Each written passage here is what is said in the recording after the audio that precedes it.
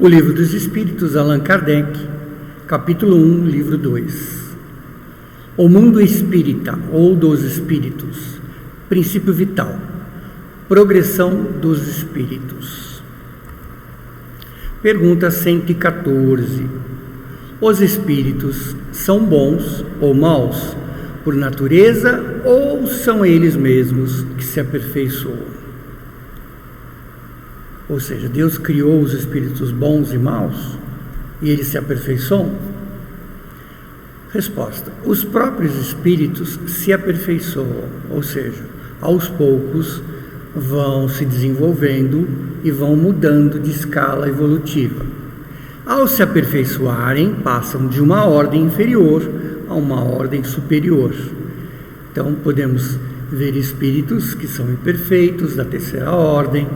Eles vão se desenvolvendo, se intelectualizando, se moralizando, tirando os seus defeitos, os seus pendores, e aí depois atingem a segunda ordem, e aí subsequente também se desenvolvem mais e vão passando para a primeira ordem.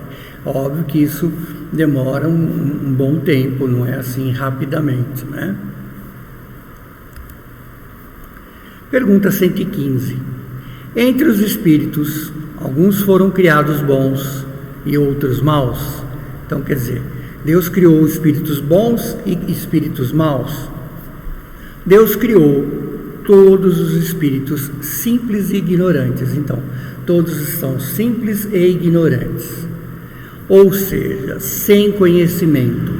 Dá-lhes uma missão com a finalidade de esclarecê-los e de fazê-los chegar progressivamente à perfeição, pelo conhecimento da verdade e para aproximá-lo dele, aproximar de Deus. A felicidade eterna é imperturbável, consiste para eles nessa perfeição.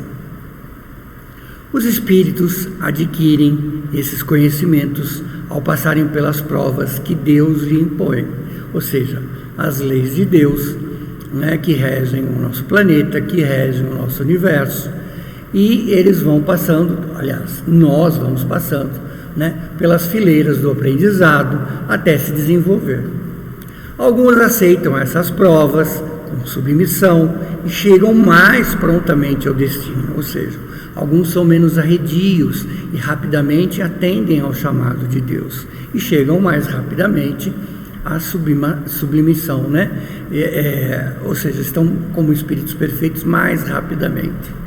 Outros não conseguem superá-las sem as queixas e desastres que permanecem por sua própria iniciativa, distanciados da perfeição, da felicidade prometida.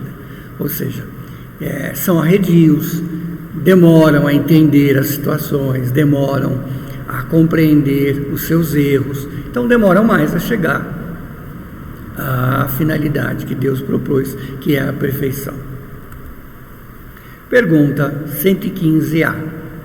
De acordo com essa afirmação, os espíritos parecem ser, em sua origem, crianças ignorantes e sem experiência, mas depois adquirem gradativamente os conhecimentos que lhe faltam ao percorrer as diferentes fases da vida.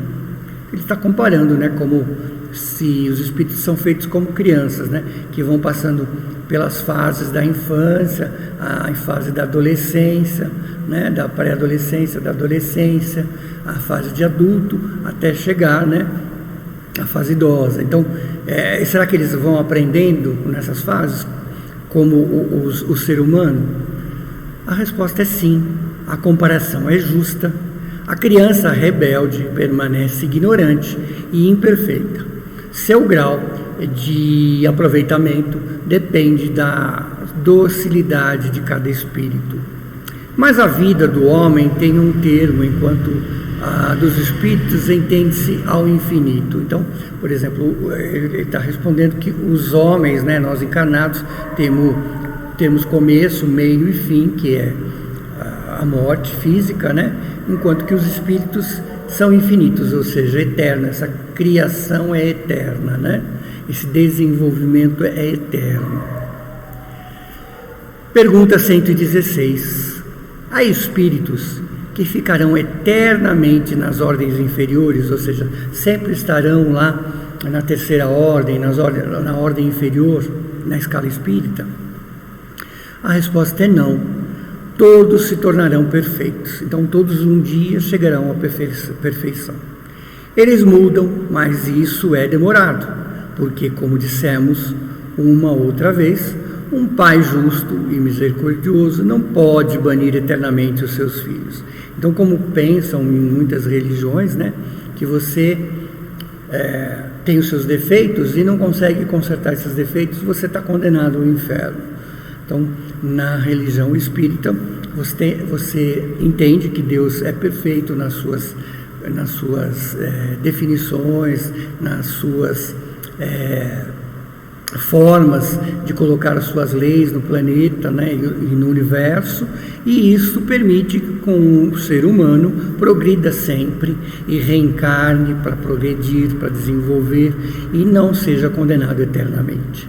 Seria Deus tão grande, bom e justo, pior que o homem? Então, comparando, né, o homem muitas vezes pune os seus erros com uma cadeia, por exemplo, e liberta quando ele estiver cumprido a sua pena. Será que Deus então seria tão inferior ao homem que isso não seria possível? Ou seja, Deus condenaria eternamente o homem?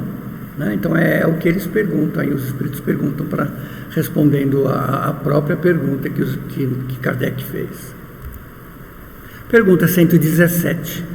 Depende do espírito apressar o seu progresso para a perfeição, quer dizer, acelerar esse processo, depende de cada um? Certamente, alcança-na mais ou menos rapidamente, segundo o seu desejo e sua submissão à vontade de Deus. Uma criança dócil não se instrui mais rapidamente que de um rebelde? Então, assim, comparando, né, ao ser humano, está dizendo que se uma criança que não é rebelde, que aceita as ordens, entende suas instruções, né, as suas leis, o homem é a mesma coisa, né, o espírito é a mesma coisa. Ele chega mais rapidamente à sua ascensão espiritual. A vida é uma sequência de oportunidades de evolução espiritual, ou seja, sempre há a oportunidade de aprender, entender e crescer. Pergunta 118. Os espíritos podem degenerar, quer dizer, regredir, né, voltar para trás? A resposta é não. À medida que avançam, ou seja, que vão evoluindo e avançando, compreendem o que os afasta da perfeição, quer dizer, o que afasta de Deus.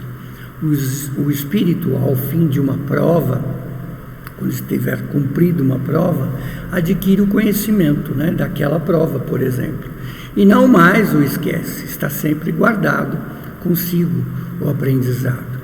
Pode permanecer estacionário, mas não retrocede, ou seja, ele pode ficar estacionado naquelas situações, porque não quer se desenvolver mais, está apático, né, ao desenvolvimento, mas ele não retrocede, ele não volta atrás. 119. Deus não pode livrar os espíritos das provas, quer dizer, tirar as provas dos espíritos que devem sofrer para chegarem à primeira ordem, ou seja, retirar, né, essas provas desses espíritos. Se tivessem sido criados perfeitos, não teriam merecimento para desfrutar dos benefícios dessa perfeição. Ou seja, se eles não tivessem passado pelas fileiras dessas provas, eles não teriam mérito para chegar, né, de desfrutar a perfeição. Então, é necessário que todos nós passemos pelas provas. Onde estaria o mérito sem a luta? Por outro lado, a desigualdade que existe entre eles é necessária à sua personalidade. É a missão que lhes cabe em seus diferentes graus, está na vontade da providência, com as vistas da harmonia do universo. Então, a sequência de evolução, ela tem uma ordem perfeita, não dá para você tirar essa ordem e desfazer as leis universais. Como na vida social todos os homens podem chegar aos primeiros lugares, também poderíamos perguntar por que razão o soberano de um país não faz generais a cada um dos seus soldados. Quer dizer, então pega os seus soldados e faz todos generais ao mesmo tempo. Porque todos os empregados subalternos não são superiores. Então, quer dizer, cada um está aprendendo na sua escala.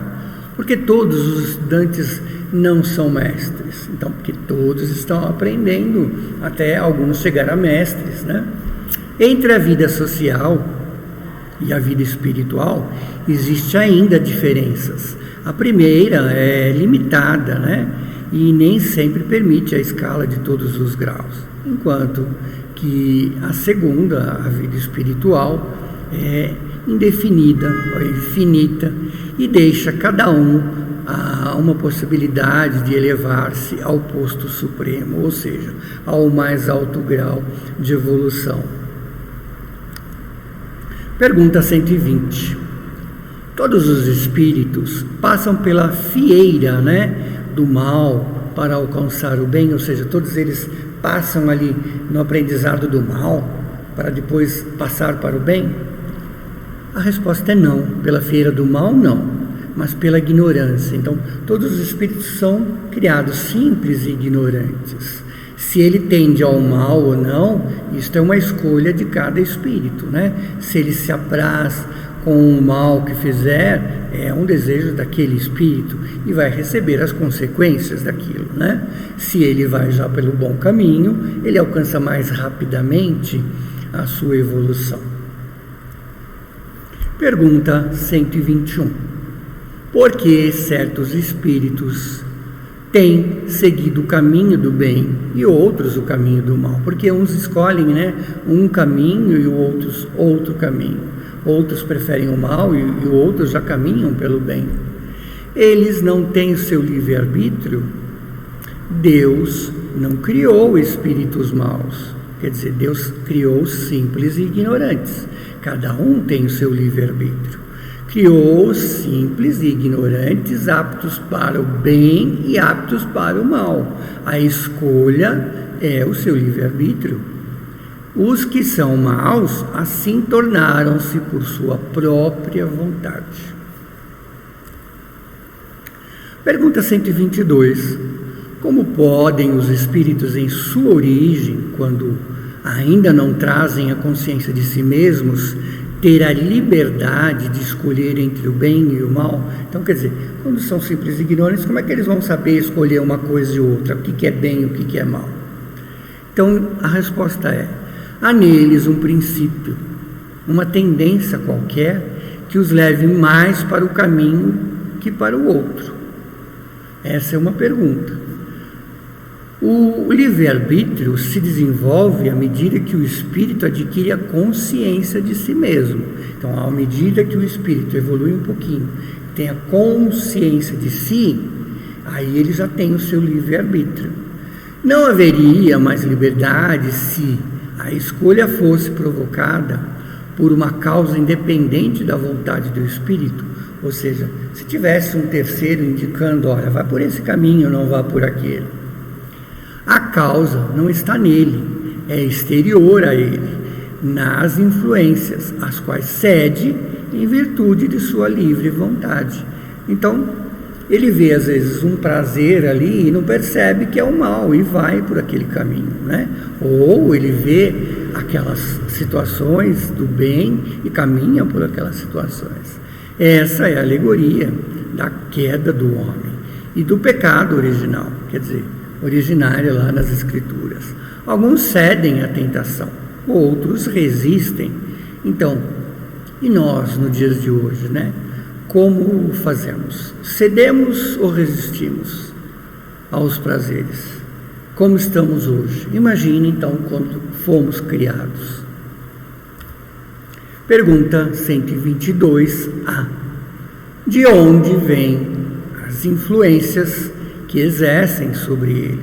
De que origem é? A resposta é dos espíritos imperfeitos, né? Os espíritos desencarnados e imperfeitos, que tendem a envolvê-lo, né?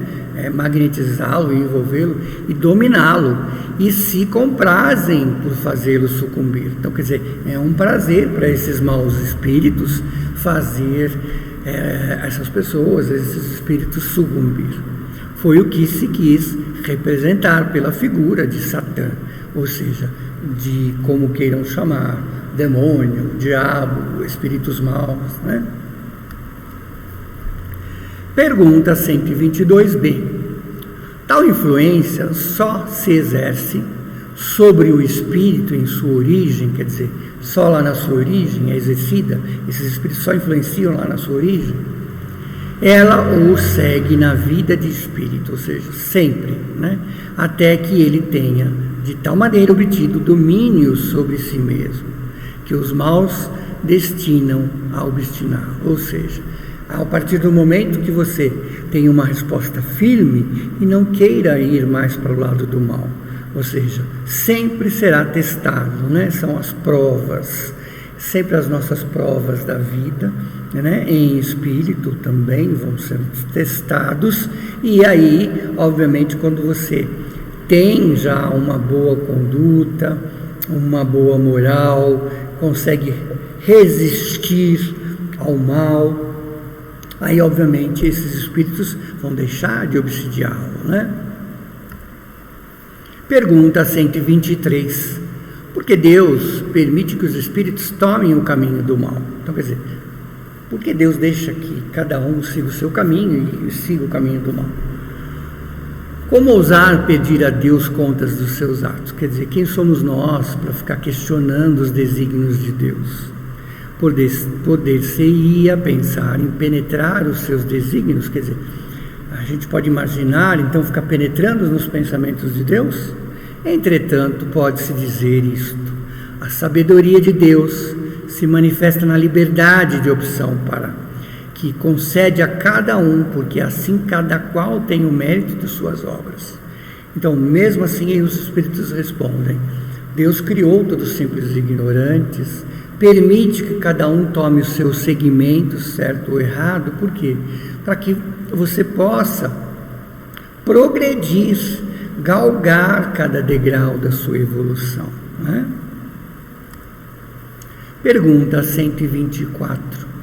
Havendo espíritos que, desde o princípio, seguem o caminho do bem absoluto e outros o caminho do mal absoluto, haverá graduações entre esses dois extremos? Quer dizer, já existem uma ordenação desses dois extremos?